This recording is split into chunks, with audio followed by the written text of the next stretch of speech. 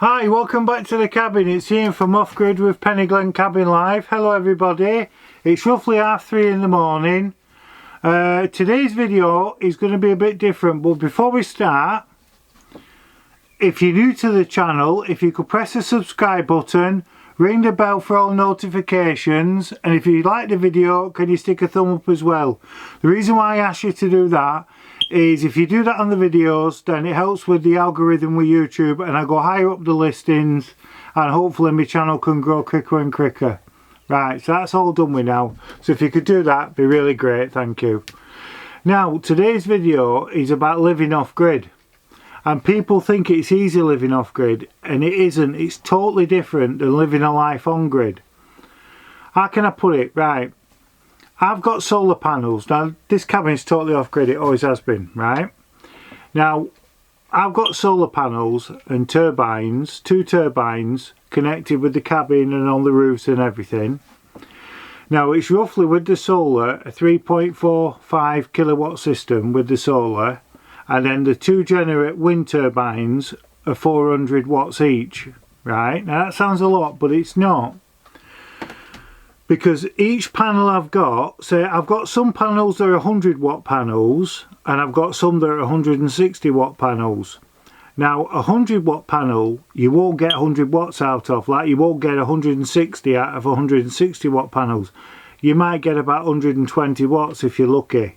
Honestly, it's true that you might get about 120 out of each panel, and you might get 80 or 60 out of that, out of the 100 watt ones. Now, older your panels are, less power they produce, because obviously they're getting older. Now, the wind turbines, I've got both these turbines connected, and I'll be honest with you, I've had nothing but problems with them. The one that's at the back there, it's always causing me problems, and it's currently not working. Sorry for scratching my nose. It's currently not working at all. It's going round and everything, but it doesn't seem to be generating power to the control panel. I don't know why. Now this generator, this turbine that's here, that's a 400 watt one. Now when that's going round, we've had days where it's been going really fast going round, and the maximum it's produced is like 60 watts. Honestly, I'm not making that up. So when they're saying on the box, oh, it's a 400 watt turbine, I'm telling you now, you don't get nothing like that power out of it.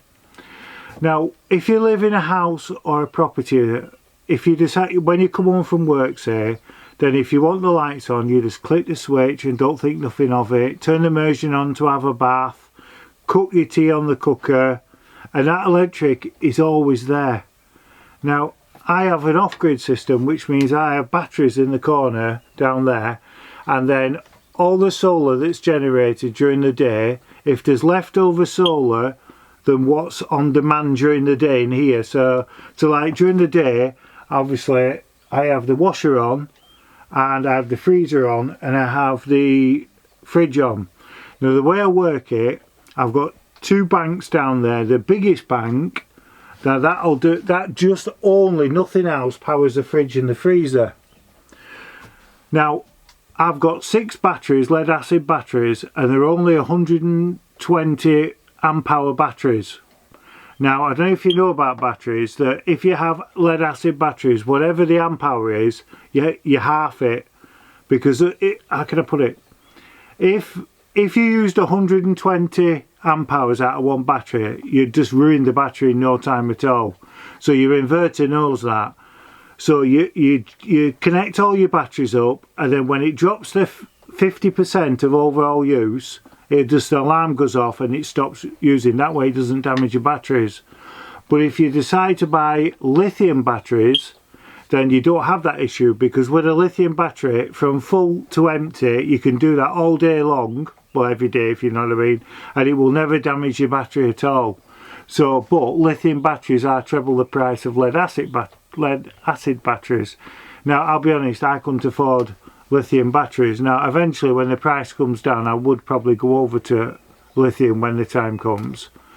Now what I do, like I said, the big bank that runs the fridge and the freezer. Also, if I'm cooking in here, these 2 lights here, there's a switch up there and that runs off them as well, but apart from that there's nothing else. Now I've got another bank on top that's 4 batteries, and then again 120 amp hour batteries, and they will be running everything else in here as a rule, and also the washing machine. Now if it's a day when it's been cloudy and it's not really much sun, then there's not going to be much power in them batteries. Now if I decide to put the washer on, it'll only go halfway through a cycle, and when it's halfway through it'll start bleeping and cut out. So then I'd have whatever's in there washing, I'd have to stay in there until the next day when it's sunny, and then I can turn it back on and it'll finish the cycle. But if it's a very warm sunny day, then it will take the full load of washing, no trouble at all. But on the other hand, you can only wash it, I've found, on 30 degrees. Unless it's a red hot day, you can do 40 degree. You can't do a 90 degree wash on it because it will just use too much power to run. So it won't allow you to do that. It'll start, the alarms will go off halfway through saying that the batteries are flat. So you've got to do it 30 degrees, or some washes you can do as a cold wash, because some washing liquids now say that you can use cold wash, so that uses hardly any power at all. Now, so I've said about the washing machine. Now there's certain things in here that I do use that I have to click the generator on to use, okay? And the one thing is the microwave. Now very rarely will use this microwave, and those of you who follow my channel know it's only in the last couple of months that I got that microwave.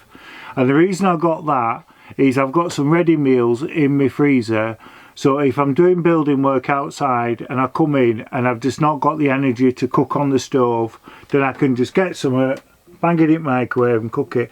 But to make that microwave work, I've got to keep that generator on. So that's that. Now, what else? I've also got the coffee machine, my pod coffee machine that I have. I love this Nespresso coffee machine. And again, if it's a very sunny day, it will use it'll heat the hot water in this instantly, and it'll make me a hot coffee. Now if it's a cloudy day, again, I have to put the generator on for a few minutes to do me a coffee. Right, that might be a random thing for me to come out with, but that's what happens.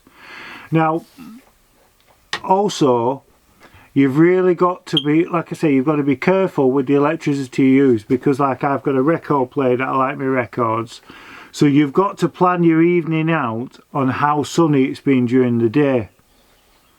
So if you've had a really sunny day, then you know them batteries are going to be completely to the top, so you know on the evening you'll be able to have more stuff on because you know you've got the power till the next day. But if you've had a cloudy day, you have to limit what power you're using in the afternoon and evening. So I always have these bulbs. Now I've showed these before. They might not look very bright, but they are. They have two settings. I've just clicked it. That's off, that's on, that's full. And you click it again, that's dim.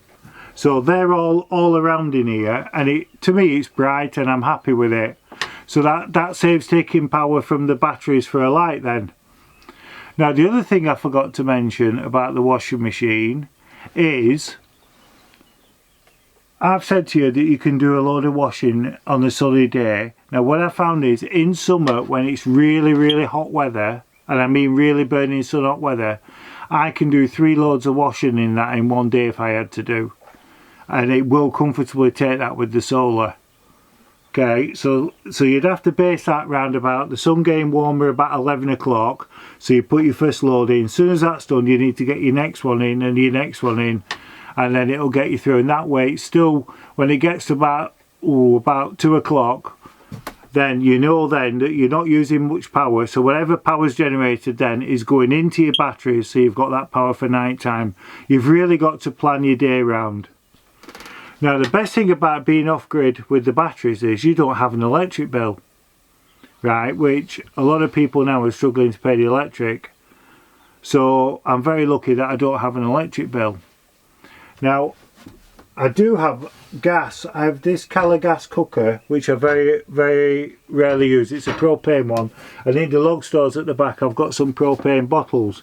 Again, I was incredibly lucky how I dropped on them bottles, because it was a mate who lived pretty local and he was selling his house and he had 4 bottles and he sold them me dirt cheap, and I've still got 3 bottles, so I can't complain in the slightest. My friend Nick, who lives at a caravan site at Port Patrick, he keeps trying to get me to sell him a bottle, because he knows I got him so cheap. So he's a good mate, Nick. So I very rarely see him, but he is a nice lad. Right, so that's that. Now, cost-wise that I have, this is roughly what my running costs are for the month. And that is, I've got my council tax. I've no choice. I've got the council tax that has to be paid. And then, obviously, I've no electric. I've no gas to pay for. My water's on a well. So if I want to have my water running, I usually bob the Jenny on. Because at the moment, it goes to the pump house. The water goes straight from the well into the pump house and it's pumped across. So at the moment, it's running on Jenny for that. I've not connected it up to these batteries yet, which I will do at some point. So that's that. And then I've got the dog food to pay for, which I've no choice because I've got the dogs. I put a bit of money away as well for any vet bills or anything. And that's virtually, and for me internet that I have and a phone. So that's really all my bills. So I'm very, very lucky. Now what I tend to have is I have 2 litres a year with my puppies as a rule. And then the money that I get for that, that's what I survive on for the year. So, but with the low running costs on a month-to-month basis, then I've really not got many worries where that's concerned. I get my food delivered from Asda because I live a long way out, so they come and deliver. Again, I buy basic food. I don't buy all the top makes, I buy the cheap stuff.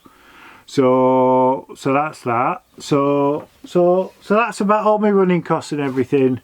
Because I've had people asking me what it costs me to live, and they're wanting to go off grid and everything. And you can live cheap as chips, you really, really can.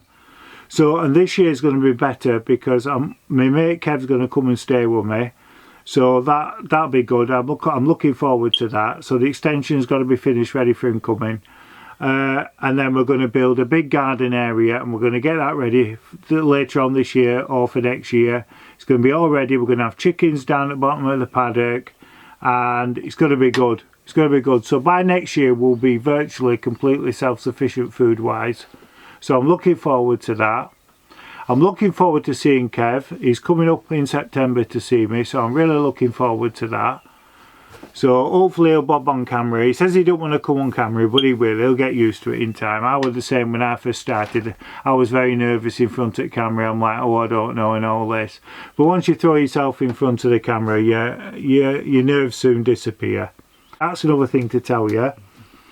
When you buy your solar panels, you don't have to go and buy brand new solar panels, because if you go on eBay and you go into job lot of solar panels, there's loads of people selling second-hand solar panels where these solar farms are changing the solar panels over for more powerful ones. Now the ones I've got is the ones that Richard got, my mate who lives up the lane, and the 235 watt panels, and we got 25 including delivery, 900 quid. Now you might say that's a lot of money, but if I wanted to buy all these solar panels that are on here now that's them solar panels added up, then 25 is more than what's on here. I think it's 5 point something kilowatts, but right, mine's a 3 point, I think it's 3.3, 3.4, something like that, what I've got on here now.